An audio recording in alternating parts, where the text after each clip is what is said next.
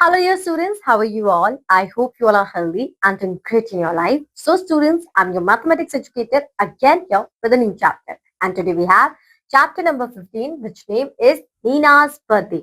यानी कि आज हम नीना के बर्थडे पार्टी में जाने वाले हैं और वहां पर जाके हम कौन सा अपना मैथ्स का कॉन्सेप्ट समझेंगे, ये तो हमें वहां जाकर ही पता चलेगा। तो चलिए साथ में चलते हैं। Nina's friends are making a card for her. They will give this card to Nina as a gift on her birthday. Pankaj, let's decorate these cards. Radha, why don't we put shiny tape in the front of it all around? Pankaj, there is only a little tape left in it, but probably enough for the card. Both of them apply the tape together. Radha, what should we do now? It is finished.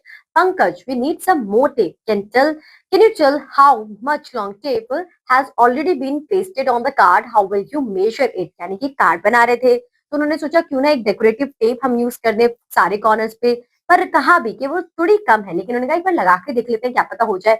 लेकिन end of the moment वो tape हो गई खत्म। तो अब वो कह रहे हैं कि आप ये बता सकते हैं कि कितनी जो आपकी टेप थी वो कार्ड पर आपने पेस्ट कर दी है। The square made on the grid is 1 centimeter long. In the previous class also we had measured on such a grid.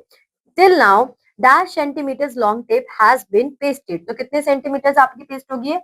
1 2 3 4 5 6 7 8 9 10 11 12 13 14 15। तो ये 15 आया है आपका, right. Now Radha measure it with a scale and so that right now, अब आप इसे scale की help से मेजर करोगे, यहाँ पे लिखोगे Radha ask a friend for that much tape and paste it on the card.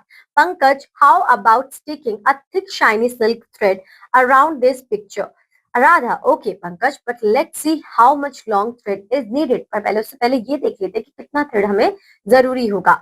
Now Pankaj, all these pictures are rectangular. We have to find the length of their four sides and add them all. This will be the perimeter of the rectangle. Thread equal to the perimeters it's required. How much long thread is needed around the picture of the lake? तो क्या बताया गया कि जो picture है वो rectangular in shape है। अगर हम चारों साइड की जो मेजरमेंट है उन्हें प्लस कर देंगे तो हमें पेरीमीटर पता चल जाएगा और वही उतना ही हमें थ्रेड की जरूरत होगी।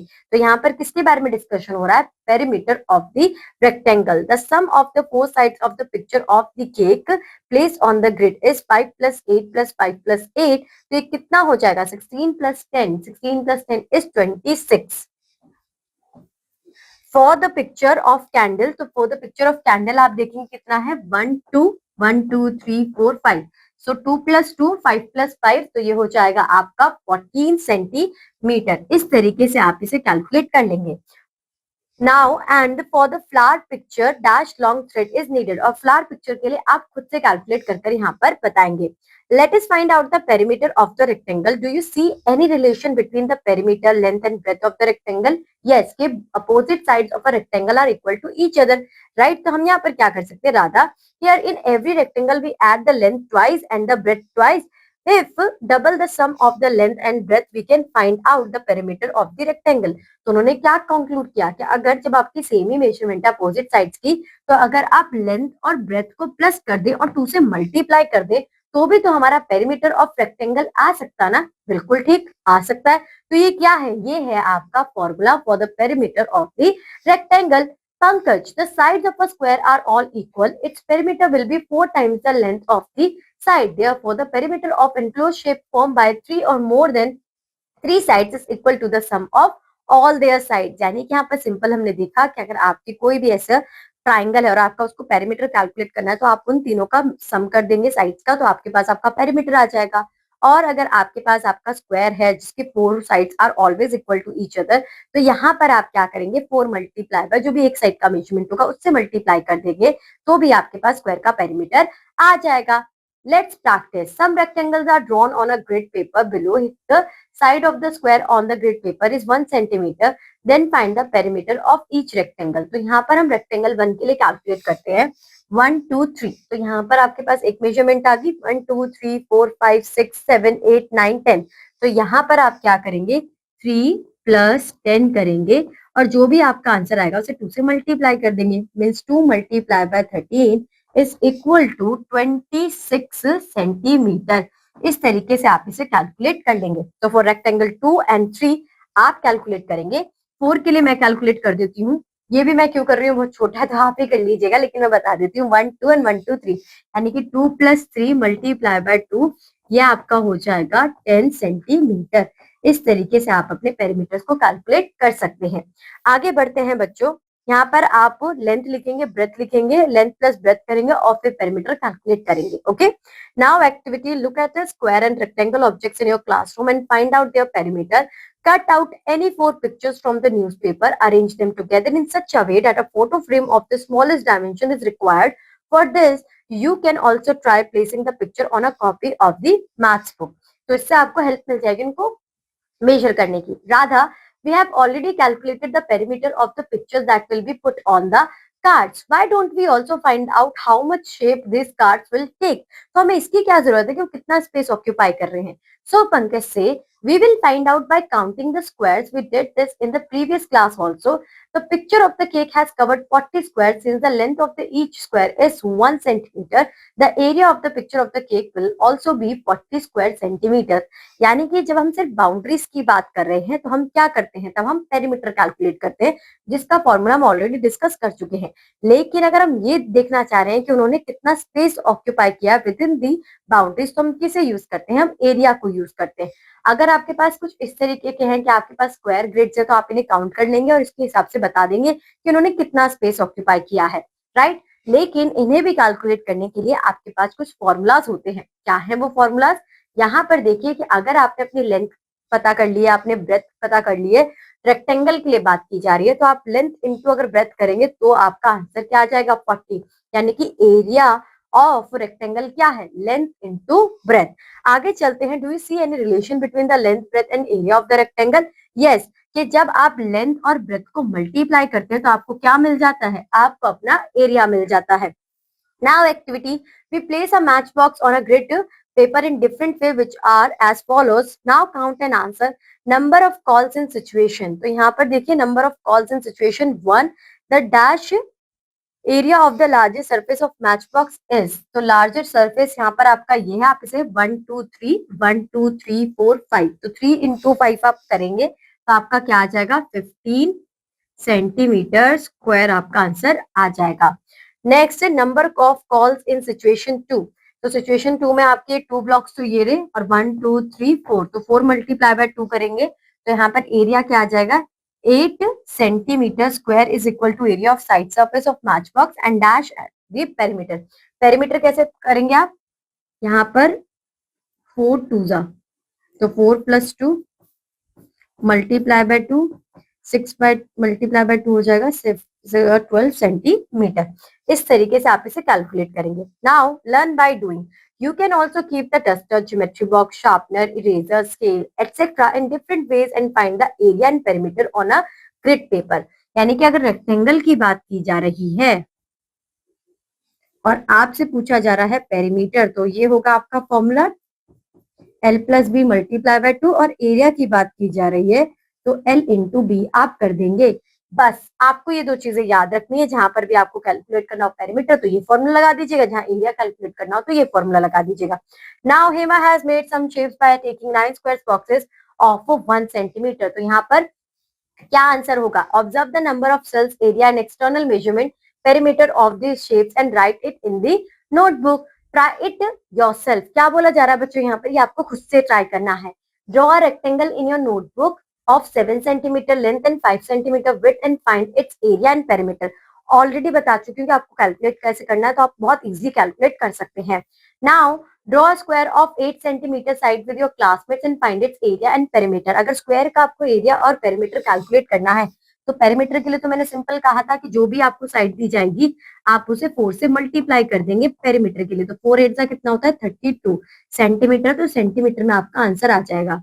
बात की जाए एरिया की, तो जो साइड दी हुई है आप उसको ही उसी से मल्टीप्लाई कर देंगे. 8 8 64, तो आपका आंसर क्या आ जाएगा, 64 सेंटीमीटर स्क्वायर.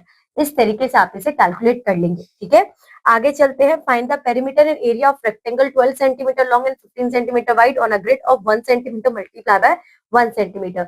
सो स्टूडेंट्स, अगर आप यहाँ पे ध्यान से देखेंगे तो आपको area and perimeter he calculate करना है. स्क्वायर और रेक्टेंगल का मैं आपको बहुत अच्छी तरीके से समझा चुकी हूँ, तो आप ये सॉल्व कर सकते हैं। Now division of farm field. Hemant is a farmer who wants to divide his land equally among his 3 children, Taruna, Nisha and Neil. He wants to divide the land in such a way that each of them gets one tree. The land looks something like this. तो यहाँ पर देखिए कि ये उनके field है और इन्हें डिस्ट्रीब्यूट करनी है अपने 3 बच्चों में, और कोशिश ये कि हर एक बच्चे के पास एक ट्री आ जाए। तो किस तरीके से इन्हें डिवाइड किया जाएगा? Now can you divide the land into equal parts, demonstrate and show how you will divide it. Remember that each one should get one tree. Color each child lands with a different color. If each small square in this picture is considered equal to 1 square meter, then how much land will each child get? तो यहाँ पर आप count कर लीजिए 1 2 3 4 5 6 7 8 9 10 1 2 3 4 5 6 7 8 9। तो यहाँ पर आपका कितना है? ये 9 मल्टीप्लाई बाय 10 आप करेंगे 1 2 3 4 5 6 7 8 9। ओके, अब बच्चों आप यहाँ पर देखेंगे कि ये आपका जो टोटल एरिया आ रहा था वो कितना आ रहा था? 9 मल्टीप्लाई बाय 10 यानी कि 90 मीटर स्क्वायर। अब इसे बांटना कितने बच्चों में? 3 बच्चों में। तो अगर 30 30 30 बांट दिया जाए तो तीनों के पास इक्वल आ जाएगा, और हर एक के पास एक ट्री भी आना चाहिए, हमें ये भी कंसिडर करना है। सो 1 2 3, तो यहाँ पर आपका क्या आएगा? 1 2 3 यानी कि 3 मल्टीप्लाई बाय 10 30 मीटर स्क्वायर एक बच्चे को मिल गया। यहाँ पर देखिए 1 2 3 4 5, ये आपका 6 है, तो 5 मल्टीप्लाई बाय 6 एक बच्चे को मिल गया 30, 5 मल्टीप्लाई बाय 6 एक बच्चे को मिल गया 30, और हर एक के हिस्से में क्या आया? एक एक ट्री भी आ गया। तो इस तरीके से आप इसे कर सकते हैं। आगे बढ़ते हैं। यहाँ पर बोला look at the map and tell which district has the maximum and minimum estimated area. तो मिनिमम जो होगा वो बरन के पास जो है वो मिनिमम एरिया है, और मैक्सिमम की बात की जाए तो उदयपुर का जो एरिया है वो मैक्सिमम है। सो मैक्सिमम है उदयपुर और मिनिमम है बरन। Tile game, Radha took 24 square tiles in the class and arranged them in different shapes. तो 24 tiles को different shapes में divide किया गया है, बनाया गया है। The area of the first figure is 24 square centimeters. Perimeter is 28 centimeter.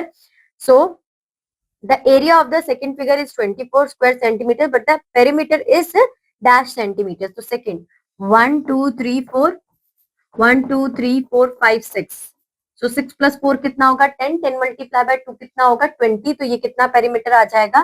Perimeter आ जाएगा 20 सेंटीमीटर। इस तरीके से आप कैलकुलेट कर सकते हैं। Do all of them have the same area? तो आप देखिएगा सबके पास सेम एरिया होगा। हाँ, सबके पास सेम एरिया ही होगा। Do all of them have the same perimeter? नहीं, सेम पेरीमीटर नहीं होगा इनके पास। ये आप कैलकुलेट करेंगे तो आपको पता चलेगा। You also make 2 shapes with this tiles which have different perimeter. तो आप इसे कैलकुलेट करके देखिए, आप देखिए कौन सी शेप आपकी बन सकती है जिसका डिफरेंट पेरीमीटर आ जाए। Now let's try it. Pankaj has draw a square on the dotted grid whose perimeter is 16 centimeter and area is 16 square centimeter. Radha cut it from the corner. Now its perimeter is 16 centimeters while the area is only 14 square centimeters. Like Radha, you too should cut the square made by Pankaj in 3 ways such that its perimeter does not change, but and find how much the area got reduced. तो आपने जब इतना ही काटा इसे यहाँ से, तो जो एरिया है वो मेंटेन है, सॉरी जो पेरीमीटर है वो मेंटेन है, लेकिन एरिया बदल गया है। तो आप यहाँ पर देखेंगे कि अगर आप इस पोर्शन को भी यहाँ पर कट कर देते हैं, पूरे कंप्लीट पोर्शन को ये कट कर देंगे, तो यहाँ पर आप देखेंगे कि इसका साइड तब भी कितनी रहेगी? साइड इसकी रहेगी 4, या फिर आप एक स्मॉल पोर्शन यहाँ से कट कर दीजिए जो साइड रहे 4 ही, तो ये भी 4 रहेगा। 4 मल्टीप्लाई बाय आप ए करोगे तो आपका आंसर 60, 4 मल्टीप्लाई बाय 4 करोगे तो आपका आंसर 16 ही आएगा, क्योंकि साइड आपकी सेम रहनी चाहिए, पेरीमीटर वही रहेगा, एरिया चेंज हो जाएगा। Teachers instructions give children the opportunity to discover that the area can change even if the perimeter remains the same. Similarly the perimeter can change even if the area remains the same. यानी कि आप ऐसी situation भी ला सकते हो कि perimeter आपका same है लेकिन एरिया बदल रहा है, एरिया आपका सेम है लेकिन पेरीमीटर बदल रहा है। वो कैसे पॉसिबल है? Find out.